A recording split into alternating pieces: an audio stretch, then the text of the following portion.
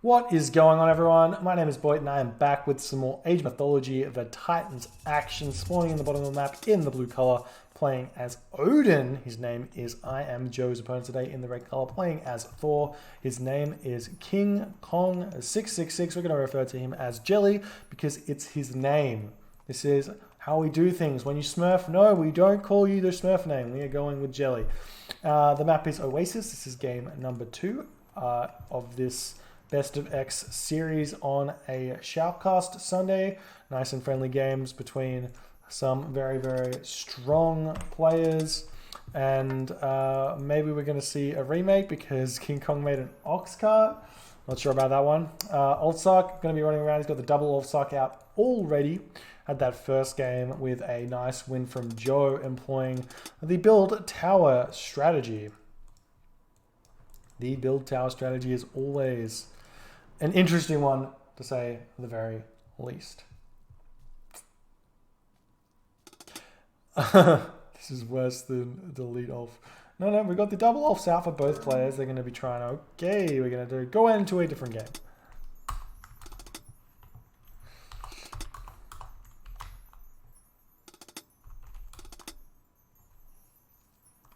Oh man, that sucks. Hate it when adults are yelling at each other, you know?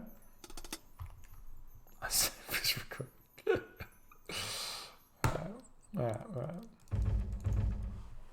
Let's try that again, shall we?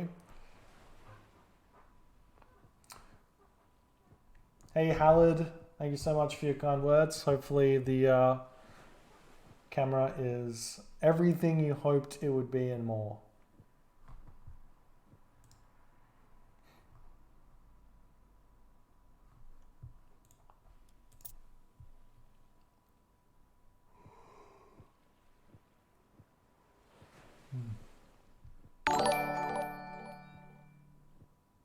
Thank you for the follow, Slade Twitch. Appreciate that one, my friend.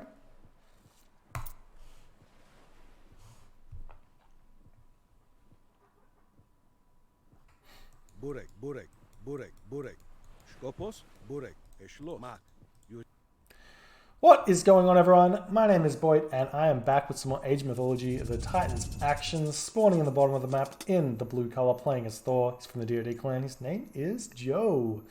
His opponent today in the red color, playing also as Thor. His name is King Kong 666, but we will refer to him as Jelly. The map is Blue Lagoon.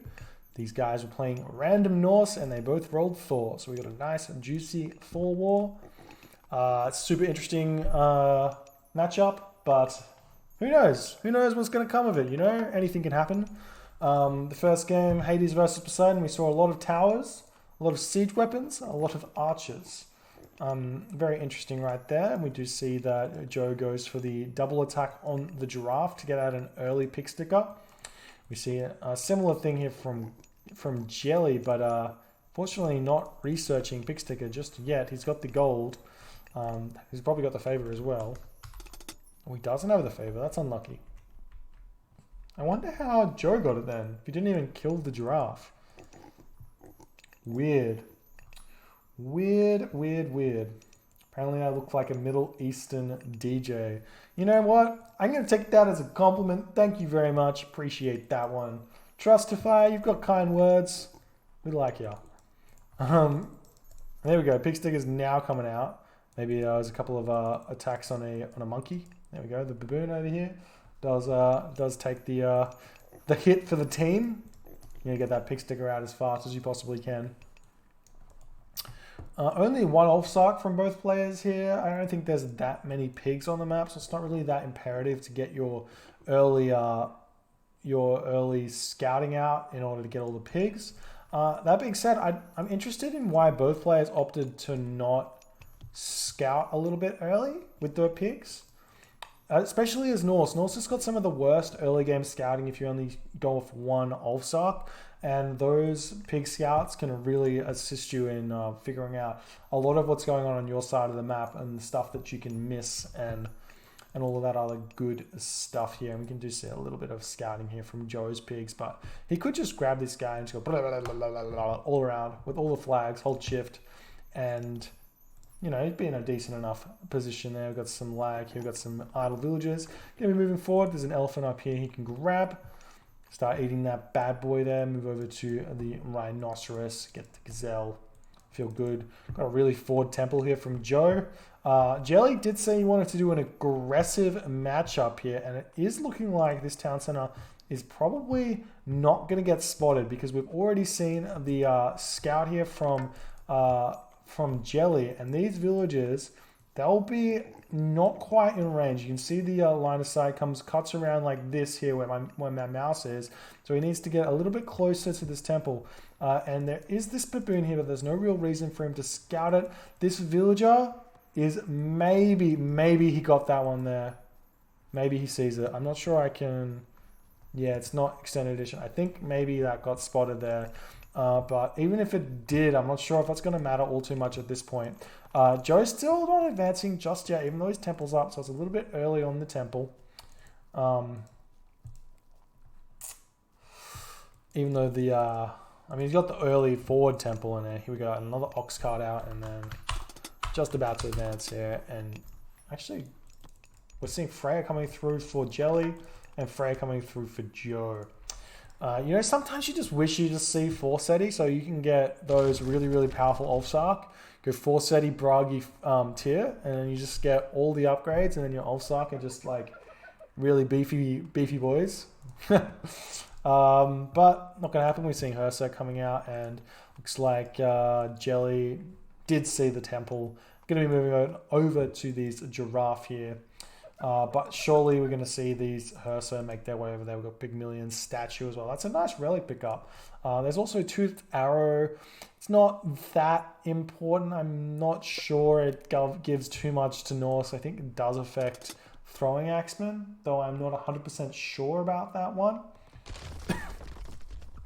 Seeing some walls popping up now for our friend Jelly. Just going to be surrounding these walls. Good thing about rushing with Thor, or the bad thing about rushing with Thor, is you don't get access to Heimdall. So these towers can do a lot of defense here. Got a Valkyrie out as well, and that's another big issue here. You're not going to be able to defend your economy. So we'll see if the Valkyries intercept each other, which they do. Excuse me. So the Valkyries is going to be trying to run around and distract at this point instead of leading to the villagers on the rhino. You can also move up onto this elephant here. I thought he was going to the elephant, but he went to the rhino first. A little bit interesting there, but the Valkyrie just going to, as I said, just going to completely ignore what's going on over here, run straight to the base of Joe, and it's going to be hard for Joe. Joe doesn't have any temples over here, he doesn't have any Hersa. We are going to be seeing the units moving forward.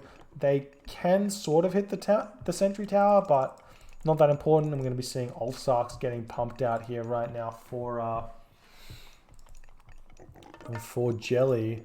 Unfortunately, an Ulfsark gets stuck here, but a couple of Ulfsark getting stuck here. Gonna have to delete those walls. Luckily, they only cost 3 gold, so that's fine, but we'll have to delete them. There you go. Gonna get rid of that one wall and then move these bad boys out and start pushing forward. And we are seeing Throwing Axemen come out. I like the Throwing Axemen. You don't want to overcommit to Ulfsark in these early game Thor wars, because as soon as Valkyries come out, you can get out 2 or 3 Valkyries. It's really hard to really get anything out of these Ulfsark, because once the Valkyries are out, they just completely trample the Norse army of Ulfsark, or even just a couple of the Throwing Axemen. We are seeing the army size of Joe is a little bit in favor at this point of Joe, and Jelly's going to have to get pushed back here, and he's probably going to use these. I would probably use these villages to start fighting here. And we do see a forest fire coming down, which does do a little bit of damage to the army of Joe. Joe going to be moving forward onto this, but we're still seeing some little stutter lag here. Unfortunately, he's going to have to get out of this. Yeah, Jelly's lag is a little bit ouchy at this point. Yeah, going to see him retreating here. Definitely wants to be eating that elephant for as long as he possibly can. Unfortunately, Joe not throwing down houses, so maybe he should fight back at this point. Does get a little bit of damage from that forest fire. Forest fire is also going to move around and do a little bit of damage to these villages if that giraffe is still there. Yeah, seeing Joe, he's just running into the army of of Jelly at this point, and unfortunately not fighting back here. That's going to be absolutely brutal. Just running around in circles. He's going to lose every single one of his dudes there. We can see the population for Joe, 36 to 75. 36 to 75. Huge, absolutely crazy amount of damage onto Joe's army. That's what happens when you don't attack back, you know? If someone slaps you and you don't slap them back, you've taken damage and they haven't. There you go. Wise words. Always slap back. Need to throw up another longhouse here. Joe's going to have to somehow...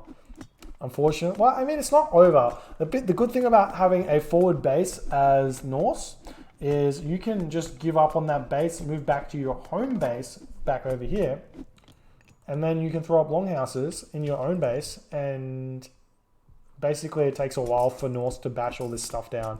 You see medium infantry has come through as well for Jelly, so that's going to make his army even stronger. He's also got a bunch of throwing axemen out, still has his Valkyrie out, can probably even build a couple more Valkyrie at this point because he's going to have quite a bit of food in the bank. I lied there, no he's not. He's building basically only throwing axemen and transitioning into raiding cavalry as we see Jelly going to be taking this moment to say a second, which in online speak means a completely random amount of time.